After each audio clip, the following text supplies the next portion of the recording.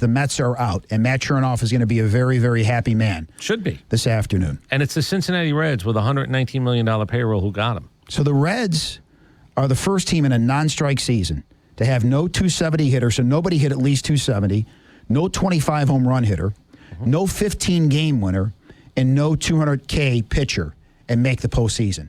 Somehow, someway, this team got in, and the Mets, with that payroll and the fact that they were 21 games over 500 on June the 12th, they had the third worst record to close out the season since then, behind only the Rockies and the Nationals, and they're on the outside looking in.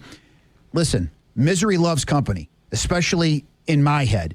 And so if you're a Braves fan, at least you can celebrate the fact that the Mets are at home as well.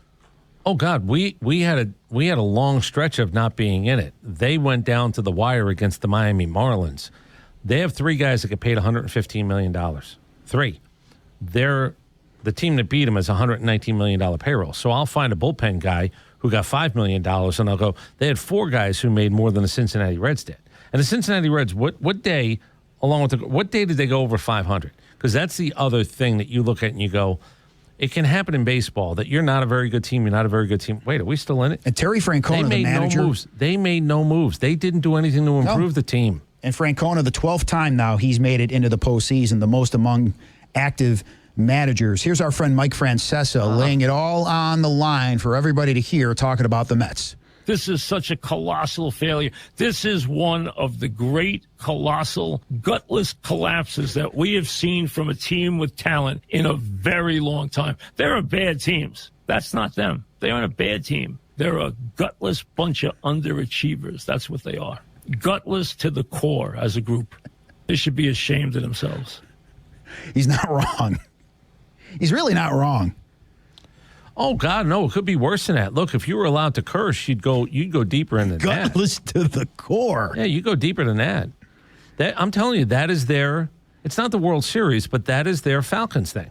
How did you let that happen to you? 2007 never dies! Did you see him on the live stream yesterday? No, I don't care about him. Listen, I hope he suffers. I know it's an act, though. They were making him suffer. Yeah, but I know it's an act. He was out with two other guys. It's an act. I think some of it's an act. It's an act. But then he really snaps. Anyway, here's more. There were better Met fans than him all over God's green earth who are actually more realistic as to how angry they are. Here is more from Mike Francesa. I never thought they would be this gutless. I never thought that they would not figure it out to this extent. I never thought their pitching would dissolve as badly as it did, but not just their pitching. They were a top-heavy lineup all year. They became a bad defensive team. They became a bad situational team, and they became a bunch of gutless bums. That's what they were down the stretch. There's no other way to categorize it. That's the greatest comeback that an old guy who has not been aware of anything has ever had. Like somebody woke him up. He definitely won that moment, that's for sure. You know what happened? I think somebody got a card out and said, clear, boom. They woke Mike up for a couple of seconds. He'll be back to saying dumb, irrelevant things real quickly. And you almost couldn't miss. You just had to use the right words. Gutless, bums, those are the right words. But gutless to the core. Yeah, I'll give him credit.